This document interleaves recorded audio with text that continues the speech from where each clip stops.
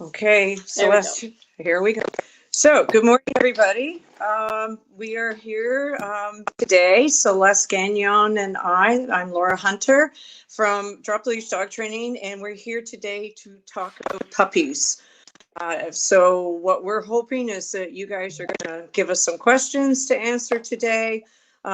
We have plenty of questions of our own, but that we can put out there. But if you have some specific questions about puppies, you're getting a new puppy, or have a puppy you're having some issues with, please type them in, and Celeste will see them in the chat. And at some point, I may have to go outside because we're having some technical issues today. So just please bear with us if we start to lose the sound and I have to make a change of location. So anyway, hi Celeste, how are you? I'm good. Okay, so Celeste, shall we just get started with some puppy questions? I think you have a list there. I do have a list. All right. I'm going to start with the one that we hear 99% of the time. Actually, I'm going to go ahead and say 110% of the time. Oh wait, guess. Could it be about biting? It could be, yes. How do I stop my puppy from biting? Oh, yes. Okay. So I have to say, I was looking this morning in our education, our online program, and since the end of June, 50 puppies have gone through this program. And I'm pretty sure that 50 people have asked that question multiple times. So that is a tough one. And the answer to the question, how do I stop my puppy from biting? I'm glad to say is you cannot stop your puppy from biting at this point. So the thing is that obviously everybody who has a puppy who's a new puppy has realized that there is a bit of a frenzy about the whole biting issue, that your puppy seems to have a very specific need and obsession to bite. It is true, they do. So we tend to forget that our puppies are still a product of evolution. And before we domesticated them and started, putting leashes on, throwing food into dog bowls, they actually had to go out into the world and hunt down and kill the food they needed to survive. And they had to be able to protect it from competitors. So there is obviously in all wild predators, there are these survival needs. And in puppies, they still carry that genetic encoding. So, if they were still with their litter mates, pretty much all they would be doing all day long is eating, sleeping, peeing, pooing, biting, eat, sleep, pee, poo, bite, because they had to practice play fighting. They had to build jaw strength. So that is the theory, and I do believe it. So the hard thing is you can't suppress a behavior that is that intrinsically sort of buried in their brains. The only thing we can do is try and teach the puppies to do it in a different context. We can't take away that need to bite, but we can say, hey, maybe you could bite something other than us. Should be a good thing.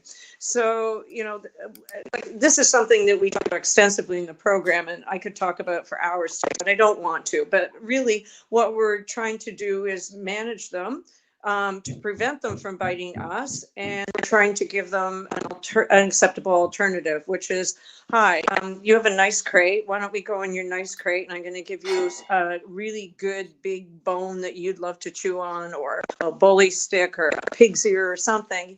You have to find something your dog really, really wants to chew on. And you put them in there and you let them chew and chew and chew. So we're hoping that eventually they understand that this is a really good alternative behavior. It's not a punishment, which is why we put them in there with something good. And if they chew enough and calm themselves down, out they come again. So that's really, what everybody has to do. We can't have them learn that it's acceptable to bite us. And I know there's talk about teaching your dog bite inhibition. I'll tell you right now, you can see a lot of that on YouTube, but there is no scientific research that proves that you can teach your dog to bite softly when they are overexcited as an adult. So we don't even address that. So we just tell everybody, tired puppies bite, excited puppies bite, frustrated puppies bite, they bite more. And so make sure your puppy has enough sleep. Make sure your puppy gets some exercise and some mental stimulation throughout the day, which is really important. And, try not to put them in situations where they're frustrated. Having done all that, it's still going to take a while before all of that kicks in. And, they go from 0 to 100. They tend to do it more at night because at night they were supposed to be out hunting predators, so that's why they're more active and more inclined to do it at night. And you just manage it, great, and alternatives. Try and teach them acceptable alternative. So there you go. I tried to put that all in a really quick answer. So and ultimately, you just get through it, and just try whatever you can, and eventually it goes away. That's all I can say is we're there to support our students and say it's gonna go away someday. And here, try this, try that. But I think it's important to know why it is that they do that. That it's not them just being rascals or annoying. There is a reason for it, and they do grow out of it. Yeah, they're not out to get your family. Yeah, and I think they are. So at least you're right. At least if you take it personally, and you don't get quite as frustrated, which is a good thing. So okay. So I hope we answered that sufficiently. People still have questions. We're more than happy to talk about it, but not. We want to get on to some other ones right now. Yeah. Oh no, and we have a few questions popping up too. So I'm going to go down the list here. Cool. How do I socialize my dog during a pandemic? Okay. Actually, with a bit of creativity, socialization is totally possible during the pandemic. And I think a lot of people were very worried about that. I actually didn't see it as a huge issue. In fact, in some instances, it's actually a little bit of an advantage, although I hate to say that. But before COVID, there's a lot of stuff floating around about socialization. We've talked about it in some of our other lives. A lot of people inadvertently tend to overwhelm their prey sometimes in terms of socialization. So I remember standing in Global Pet Foods one day, and this woman came up and she just literally plunked her puppy into my arms and said, "My puppy has to meet other people in the next month or two." And taking a puppy and just shoving it at somebody is not good socialization. It can easily overwhelm the puppy.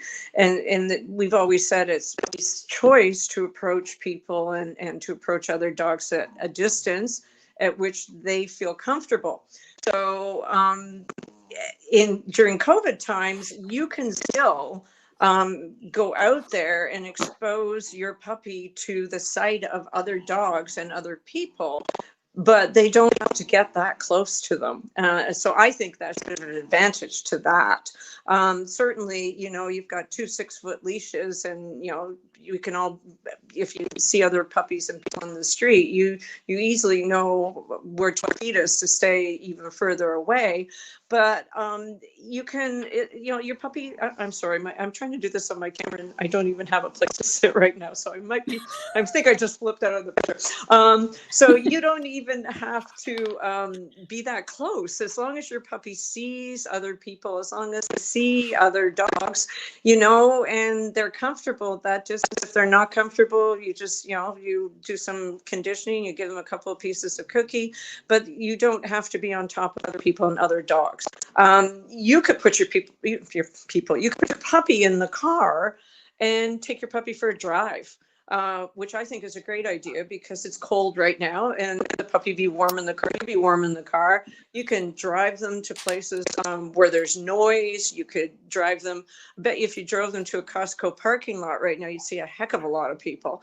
So it doesn't have to be up close, personal, and in physical contact. If you want to get your puppy used to noises and new things, you can start that in the house. Noise sensitivity is a big thing, And I was telling my puppy class the other day, if you go onto YouTube and Google noises that dogs are afraid of, you can get all sorts of selections off YouTube that you can play at a level that your puppy can deal with in the house, and gradually, raise the noise level up. You still want to get them out in the world, but again, the car is a safe place to do it, unless your puppy has an issue with the car. And if they do have an issue with the car, let me just give everybody, because we've had some puppies in the program that have been reluctant to go in the car. In Absolute Dogs, and I'll post this in the comments after I finish this. Absolute Dogs of England has a fantastic podcast about how to make your dog feel better about riding around in a car. So I'll post a link to that, because I thought that's a really great resource as well. So your puppies can be completely socialized. They don't have to be physically interacting with anything out there in the world in order to feel okay about it. So, okay. Do you want to add to that, Celeste? Are you okay with that? No. What I really liked was the noises and the and YouTube, because what a great tool to be able to have it on a very low volume and be able to build it up instead of having this scary thing that you have no control over. Yeah, and we know how important it is. We know how what's the word I'm looking for? Anyway, noise sensitivity is a hard issue to deal with. So you definitely want to be preventive. Oh, and the other thing is that we're finding there's a lot of puppies these days with resource guarding issues and body handling issues. So both resource guarding and body handling are things that you can work on in the house at all, all the time. Definitely body handling issues. We're talking restraint and their feet and teaching them to use nail clippers. Groomers are open. It's an essential service right now, but I still think everybody would be best teaching their dogs to deal with that in the house with them before they send them off to the groomers. So, all things you can do in the house, for sure. Yeah. Okay. So we have a couple questions. I'm going to skip to one of them because it relates to the next question I have for you. Okay. So we have a little dog and are okay with him sleeping upstairs. How can we train him to stay off our bed? Which brings me to our question. How do I get my puppy to stop doing something that you don't want them to do?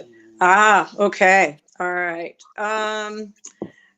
Okay, there's a lot of details I'm missing on that question. We're not sure how old the puppy is. We're not sure if the puppy is crate trained. I spoke to somebody the other day whose puppy sleeps on the bed with them at night. And it's house trained and it's not an issue. And I said, she says that thing. I said, no, if you're okay with it.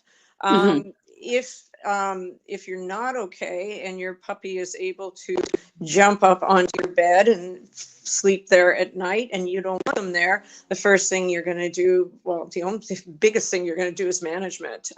You're going to have to find some way of preventing the puppy to get in the bed. You and I are both big fans of crate training for puppies. Yes. And I know there's a lot of stuff coming out of Europe these days about how cruel crates are for dogs. And I know there's a lot of puppy owners that feel bad putting their puppy in a crate.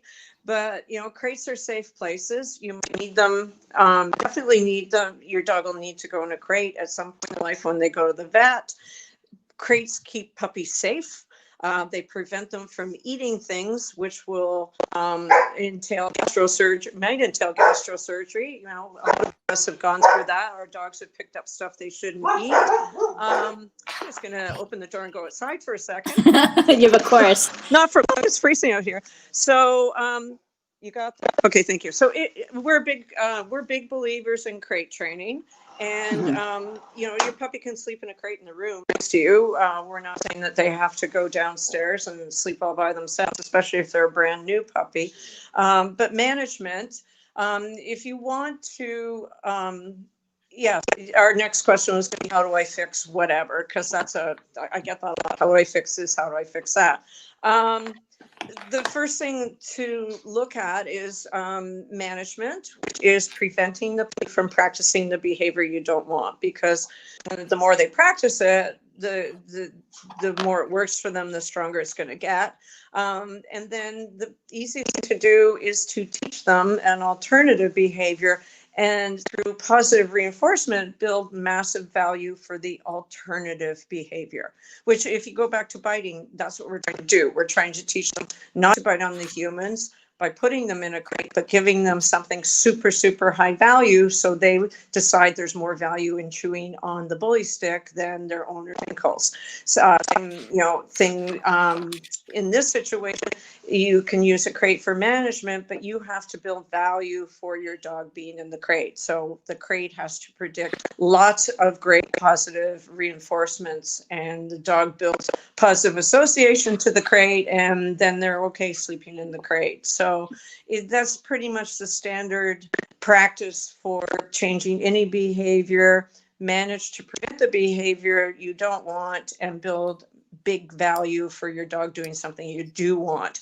It's hard to teach dogs not to do something because they don't know what that looks like, but you can teach them that something else would be an even better idea. Mm-hmm. So that's how I do it. Yeah. All right. Is it okay to play tug with a puppy? Absolutely. Absolutely. It's funny. Yes. This is actually one you hear a lot of, like, both sides on. Yeah. Well, I actually suggested to my puppy group the other night, I have a new puppy group. And of course, I was saying that if your puppy has a need to bite, tug is certainly an acceptable way of filling that need. So I think tug is great because we can give the puppies the opportunity to bite. And when they get a little bit older, tug isn't going to make your puppy aggressive. It's just a game to them, but it's a fantastic game for teaching impulse control. So, I don't know if you play tug. Do you play tug with Penny and Gimli? Penny's not interested, but Gimli loves it. Yeah, my guys are totally psychotic tuggers. Yeah, and they look like Cujo when they tug. But then I just say okay, and they sit down calmly, look at me, and go, "Oh, that was fun." But now I know I'm supposed to be calm. So yeah, it's a great energy outlet for them, and it's a great way to teach them to be calm eventually, and give them the bite when they're puppies. So no, I'm a big fan of tug for sure. Mm-hmm. Sure. Yeah. How do I get my puppy to be okay with being left alone? Oh, yes. Yeah, that actually can go for the older dogs too, who are used to being with people right now. Yeah, somebody was actually telling me the other day that their older dog is showing some issues for the first time in its life about separation. And that's just because we spent so much time with them all. Yeah. The older dogs will get past it more easily because most of them in the past, before pre-COVID, had lots of experience staying home alone. The puppies, on the other hand, a lot of them have never been alone. A lot of them, I find in my programs, are still struggling just to have the door closed. Because you close the crate door, you've got the fear of being alone, and you've got barrier frustration.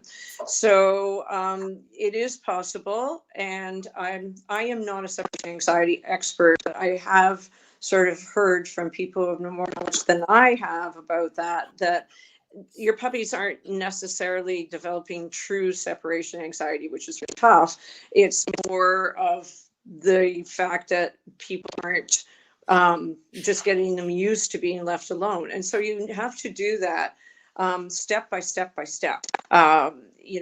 We have a unit in our puppy program about working to get distance from your puppy in a crate, and it breaks it down quite a bit over 8 or 9 videos. I step by step through it. So you start where your puppy is okay with you moving away from the crate. And for some people, as I said, they can't even shut the door. So you teach your puppy that shutting the door predicts good stuff, which is usually some good food in their crate, and then they are okay with the door shut. And you start to, for some of these puppies, we're literally moving away inches at a time. You know, nobody's walking. People can't walk out of the room these days before their puppy's upset. So I say start with where your puppy is okay. Can you move 6 inches away from the crate and come back? And if that's where the puppy has to start, that's where you have to start. And you build it up a few inches at a time. You don't rush it. You just take it at the level at which your dog can be okay.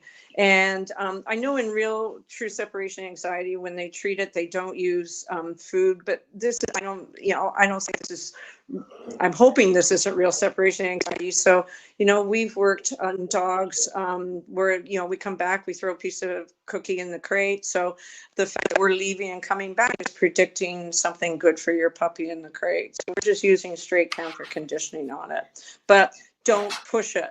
Always work at the level at which your dog is okay.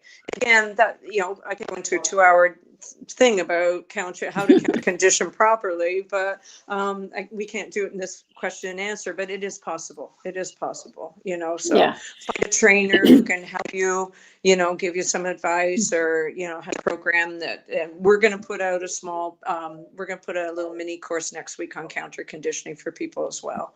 So you just have to take it slowly, be patient, and understand basics about counter conditioning, I think. Yeah. It's doable. Well, I think that's good to know that it's not, you don't have to panic about separation anxiety just yet. These are kind of like working tools to prevent something like that. Yeah, and you're not in a rush, because if you want your dog to be okay in a crate, you know, it's a thing that you want long term. My dogs still use crates. They're in crates for some period of time throughout the day, because we have some social issues in our house. And them sleep in crates at night, and they're fine with that. So, you know, take your time, and you'll have something that's useful for the rest of their life, I think. Yeah, I agree. Yeah. How far should my puppy walk every day? That's a good one. Yeah, that's an easy one, as far as they want. Seriously. Again, I hate to keep COVIDing things, but a lot more people are telling me these days that their puppy is reluctant to leave the house. I'm not sure people are seeing why it's happening. Often it gets interpreted as puppy being stubborn or defiant. There aren't really any stubborn or defiant puppies or dogs. If your dog is digging their heels and they've planted themselves, probably, I'm guessing, because what I'm hearing is, well, they don't want to go any further, but as soon as I turn home, they're at the end of the leash pulling me. I think, again, because we're spending more time at home, home is a really safe, comfortable place for puppies. Because they're not, and trust me, I'm not being critical of people on this one, any pet owners, because it's just the nature of the world right now. But the puppies are definitely more comfortable at home, because that's where they spend most of their time, and the world is a little bit overwhelming. And I had golden retrievers years ago who didn't want to walk, and I think it was the same thing. It was just a bit of, the world's overwhelming. It's not very, you know, they're not totally confident, and they're spending more time at home. So, you know, we don't want to force them. That's the thing about, you know, puppies aren't comfortable. You know, you don't want to drag them. You don't want to force them. You know, you can wait them out. You can go in a different direction. You know, don't turn back, but maybe, you know, try and bring them around in a bit of a circle and just, you know, get them up on their feet. Look, here goes my house. So, you know, just don't push them, don't rush them, don't pressure them, you know, let them sniff. You know, as I said, just, you know, try and go, you know, take them around in a bit of a circle. And if they get up, you know, give them a bit of reinforcement. I think it is just a bit of discomfort about not getting into the world as often. So if we're patient and we take our time, I do think they're going to come around. And, you know, it's also winter, and, you know, little puppies have a hard time walking as much in the winter, although the ones that come to our playgroup, they don't have trouble playing in the snow. So definitely just go easy, take your time, and condition. And I think I think you're going to have success. You know, it's anything to do with puppies is take your time. Try and let them do it when they are comfortable and ready emotionally to do it. Certainly that's how we introduce them to other puppies. And, you know, just give them some space to get acclimated to the outside world. Yeah. I'm glad you're back because I didn't have another question in my head. No, that's okay. I missed the end of that. But I don't know if you addressed this while I was taking care of my beasts. Mm-hmm. But there is also like walking them as far as they want. That's fine. But there is a point where you can exercise them too much as puppies, right? Excellent point. Yes. Yeah. Yes. Yes. Yeah. Yeah. And also, so you and I are big believers in maybe not as much walking, but more sniffing for puppies. Yeah. So if exploring. So if you can take some place where there's lots of smells and lots of sniffs and let them explore around there, and get them engaged in smells at the world, they're not even going to think about whether they're walking or not. It's going to be happy sniffing stuff. So however far they go, and they're going to be more mentally tired anyway when they come home if they get to sniff. Instead of, they don't have to walk 5 miles. They don't have to walk 2 miles. They're puppies. They just have to go out, wander around and sniff. You're right, Celeste. Good point. Good point. Yeah. Okay, so we have another question. My puppy is 8 months old and is pretty good, but needs help with drop it, leave it, recall, and pulling on a leash. Well, those are all our favorites. Yes. Can he still learn? So to me, the question here is there a point where the puppies don't necessarily absorb information anymore? And I like this one because sometimes we try to cram everything all at the beginning, right? Absolutely. Absolutely. No, any dog of any age can learn if you offer them if you teach them in the right way through positive reinforcement. Any dog can learn anything at any time.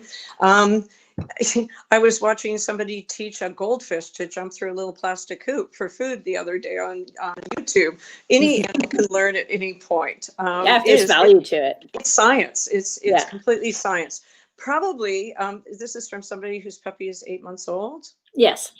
Okay, so that puppy is no longer a puppy. That puppy is an adolescent. Yeah, that magic age. I can understand why they might be asking if it's possible, because that is the hardest stage of life in which to teach something. You know, there's just like human teenagers. No parent has any value or any interest for them. They want to be out in the world, and they don't make good decisions. So, you know, that's a challenging time. But definitely, you you know, if you're having trouble, get yourself into a good training program, and totally possible to do that. Yeah, for sure. Yeah. So just to add to this question, for your opinion. Is there ever too much that you're throwing at a puppy at a time? Or are they like sponges? Probably depends on. I say it depends on the puppy. Like you and I have both been out on the field in our puppy socials. You know, and we've been playing with the puppies and teaching them, you know, little skills and whatnot. And every one of the puppies has been great at, you know, picking up what we're trying to teach them. We're not trainers, so we're not petters. Not that we're fantastic, but we do have some training skills. Puppies can learn anything at any time. I think puppyhood is a magic period, and we all know that, in which their brains adapt really well to new experiences. So I don't see why training can't be a new experience. We don't focus as much on skills in our puppy program. Like a lot of people, when they call me up for puppies, they say, "Do you teach obedience?" And I say, "Well, we don't teach obedience, period." But in that first 4 months, what I want people to really put their energy and their focus on is the socialization activities and a lot of preventive activities for resource guarding. So, drop it and leave it. And, collar, teaching your puppy to be okay with collar grabs, teaching them to be okay with you picking them up with restraint, because we have a limited time to work on socialization skills, anything your puppy might be fearful of.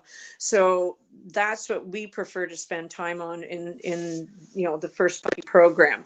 And we do some stuff. We start to teach you some default behaviors, like a little bit of eye contact, and we do a little bit of mat work and things like that. But I think socialization activities are the big priority. Your puppy's got the rest of their life to learn skills, and they're not going to, they're not going to be behind if they're 4 months old and haven't learned to recall, and loose leash walking. We don't even want to put on the table for a puppy. So work on. Yes, they can learn, but get them to learn stuff that's really important, which is a lot of preventive stuff. We have a lot of golden doodles and a lot of golden retrievers in our program right now. And, according to Michael Shikashio, they are the big breed for resource guarding. And we do have a lot of puppies that have started resource guarding. People are telling us. So to me, those are the priorities over, do I have a stay and a recall at this point? Yeah, I'd agree. Life skills. Yes. Yeah, getting through life. Surviving. For the owners too. Exactly. Yeah. I was going to say. That works both ways. Stop biting. Yeah. I know. So that's all the questions that we have. I don't see any more coming in yet. So that's okay. I don't know. You know what? So here, people. Go ahead, Celeste. Well, I'll throw this question at you because we get it a lot too. Is for the puppies that are in the program right now, and are almost finished it or getting ready to finish, what can they do next? Oh, thank you, Celeste. That leads me right into a plug for Games at Training. Good one, because I wouldn't have done that. I know. Thank you. Well, any puppy can go on to any training program. We do have a program called Games to Train, and it is I'm plugging our program, but I also just happen to think as a trainer that what we're really going to need in the next few months is a dog that can focus on you and learn to ignore the distractions out in the world. Because if you don't have that ability to turn Disneyland off, turn the TV off, and get them to engage with you, you can't really teach your dog anything. And we had a whole discussion about this last night on one of my Zoom puppy groups. And, people always say, I need to train my dog. Can you train my dog to recall? Can you train my dog to stay with me off leash or walk beside me on leash? Or can you train to stay on a mat? Ultimately, those are all choice-based behaviors on behalf of your dog. If your dog doesn't want to do those, you can't make them do it other than physical control, which is what we don't want to do. So for us, well, we still work on focus and attention on us out in the environment. And for us, that's just a way of life. Because we have very hypervigilant, environmentally sensitive dogs. But I think that is a big priority for puppies. Get them thinking that you guys are great and there's value in paying attention to you instead of the squirrels and the bunnies and the other dogs out there in the world. So if you're looking for more training, my suggestion is people find, programs that do focus on training, not formal obedience in a training hall. Especially at the 8-month age. Oh yeah, forget it. Sorry. You might get it, but you're going to get it. You get it on a leash, and you might get it in the context of a training hall because the dogs over a period of time habituate to being there, so it's not as distracting. But most of the people that come to our program and most of the people that come to Games to Train are between 6 months and 2 years. And the first thing everybody says when they walk in, they say, well, they're great at home. But the minute we walk through the door, this is what happens. And I think I've said that a couple of times in my life.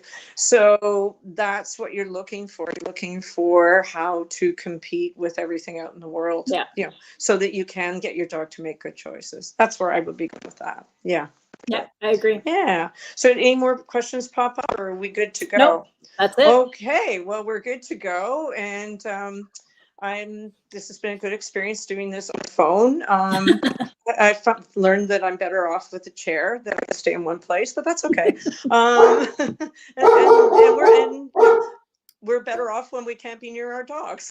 We're doing it. It's okay. It's reality, right? So anyway, if you guys have any more questions, feel free to pop them into the comments section below.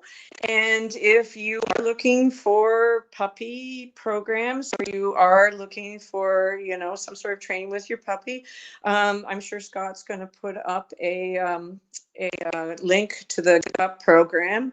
And I don't know if he's putting up anything for Games to Train. Our Games to Train programs will be starting up again after Christmas. We'll be running new ones.